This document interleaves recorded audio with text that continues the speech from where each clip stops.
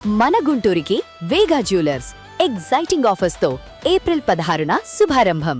దేశంలోనే అతిపెద్ద ఎయిర్పోర్ట్ ప్రారంభోత్సవానికి సన్నద్ధమవుతుంది. ఎక్కడుంది దేశంలో అతిపెద్ద ఎయిర్పోర్ట్ అనుకుంటారా? Alluri Sitaramaraju international airport. ప్రస్తుతం ఉన్నటువంటి డేటా ప్రకారం చూస్తే ఇది ప్రారంభమైతే దేశంలో ఉన్నటువంటి అన్ని ఎయిర్పోర్ట్ల కంటే సువిశాలమైనటువంటి ప్రాంగణం, విస్తారమైనటువంటి వ్యవస్థలు ఏర్పాటవుతున్నటువంటి ఎయిర్పోర్ట్గా ఇది మారబోతుంది. అన్నీ కలిసి వస్తే జూలై 5వ తేదీన ప్రధానమంత్రి నరేంద్ర మోడీ చేతుల మీదుగా జాతికి అంకితం చేయబోతున్నారు. ఎందుకంటే ఒక 4 డేట్స్ ఆప్షన్స్ని ఇస్తూ ఒక ప్రపోజల్ నడిచింది. ఆల్రెడీ మనం కొద్ది రోజుల క్రితం ఒక వీడియో కూడా చేశాము. దాని ప్రకారం చూస్తే కనుక ఒక 4 డేట్స్ని డిస్కస్ చేశారు ప్రధానమంత్రితో. ప్రధానమంత్రి కార్యాలయానికి ఇన్ఫర్మేషన్ ఇచ్చారు.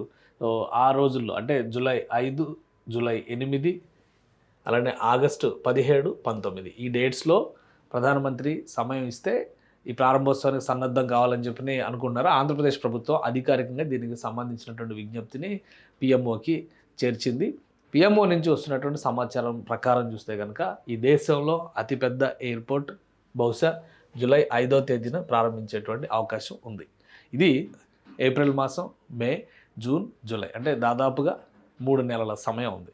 ఏప్రిల్ బిగినింగ్లోనే ఉన్నాం కాబట్టి 3 నెలల వరకు మనం లెక్కేసుకోవచ్చు. సో దేశంలోనే అతిపెద్ద ఎయిర్పోర్ట్ అని ఎందుకంటున్నాం అంటే మొత్తంగా చూస్తే 3800 మీటర్ల పొడవైనటువంటి రన్వే, అలానే దీనికి కేటాయించినటువంటి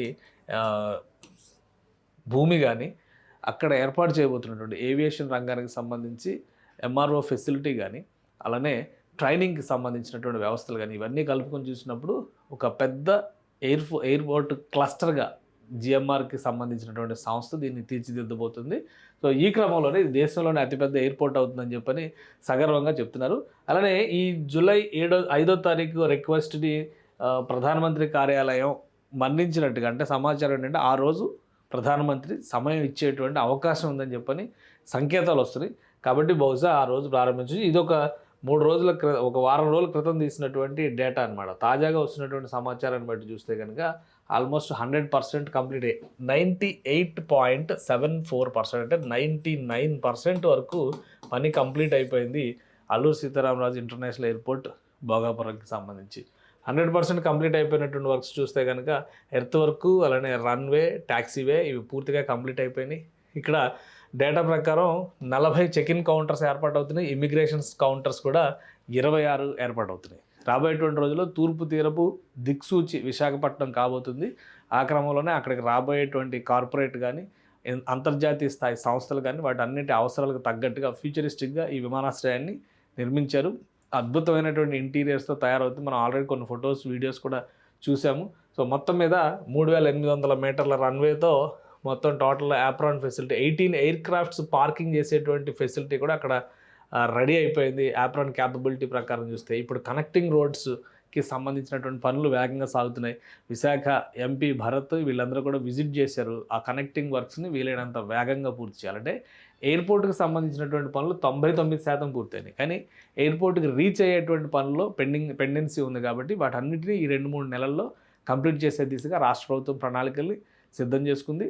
జూలై 5వ తేదీ పిఎంఓ కార్యాలయం టైం ఇచ్చేటువంటి అవకాశం ఉందనేటువంటి సంకేతాలు ఇచ్చినట్టుగా తెలుస్తుంది. అదే జరిగితే జూలై 5వ తేదీన దేశంలోనే అతిపెద్ద ఎయిర్పోర్టు అల్లూరి సీతారామరాజు పేరుతో భోగాపురంలో జాతికి అంకితం చేసేటువంటి ప్రాజెక్టు కాబోతుంది. దాదాపు 25 ఏళ్ల కృషి ఇది. ఎప్పుడో 1999-2000 సంవత్సరంలోనే విశాఖపట్నానికి ఒక స్పెషల్ ఎయిర్పోర్ట్, కొత్త ఎయిర్పోర్ట్ ఉండాలనేటువంటి ప్రపోజల్ వచ్చింది. అదే సమయంలో హైదరాబాద్లో బేగంపేట ఎయిర్పోర్ట్ని శంషాబాద్కి షిఫ్ట్ చేయాలనేటువంటి ప్రపోజల్స్ వచ్చినాయి. అది కొంత స్పీడప్ అయింది. భోగాపురం మాత్రం 2-3 సార్లు ముందడుగు వేసి వెనక్కి అయిపోయింది. చివరికి 2014 రాష్ట్ర విభజన తర్వాత దీనికి సంబంధించినటువంటి పనులు శరవేగంగా సాగినాయి. 2017-18 నాటికి ల్యాండ్ అలాట్మెంట్ జరిగి గవర్నమెంట్ మారిన తర్వాత మళ్ళీ జగన్మోహన్ రెడ్డి ప్రభుత్వం వచ్చిన తర్వాత మొత్తం అన్నీ కూడా ఈక్వేషన్స్ మారిపోయినాయి. 4500 ఎకరాల భూమి ఇవ్వడం, మళ్ళీ ఆ భూమిలో కొంత 500 ఎకరాలు వెనక్కి తీసుకోవడం, ఇవన్నీ కోర్టు కేసులు మొత్తం అన్నీ సార్ట్అవుట్ అయ్యి 2023లో దీనికి సంబంధించినటువంటి భూమి పూజ కార్యక్రమం జరిగింది. తర్వాత ఏడాదిలోనే ప్రభుత్వం మారింది. చంద్రబాబు నాయుడు గారి గవర్నమెంట్ వచ్చింది. ఆ రోజు నుంచి కూడా ఒక డెడ్ లైన్ పెట్టుకుని 2026 జనవరి, మార్చి, ఏప్రిల్ కల్లా ప్రారంభించాలనేటువంటి లక్ష్యంతో రామ్మోహన్ నాయుడు విమానయాన శాఖ మంత్రిగా కేంద్రంలో బాధ్యతలు నిర్వహిస్తున్నటువంటి నేపథ్యంలో ప్రత్యేకమైనటువంటి ఫోకస్ పెట్టారు. ఫైనల్గా అనుకున్నటువంటి సమయం వచ్చేసింది. ఒక్క 3 నెలల్లో అల్లూరు సీతారామరాజు అంతర్జాతీయ విమానాశ్రయం నుంచి విమానాలు ఎగరబోతున్నాయి. సో దానికి సంబంధించినటువంటి కన్ఫర్మేషన్ పిఎంఓ నుంచి రావాల్సి ఉంది.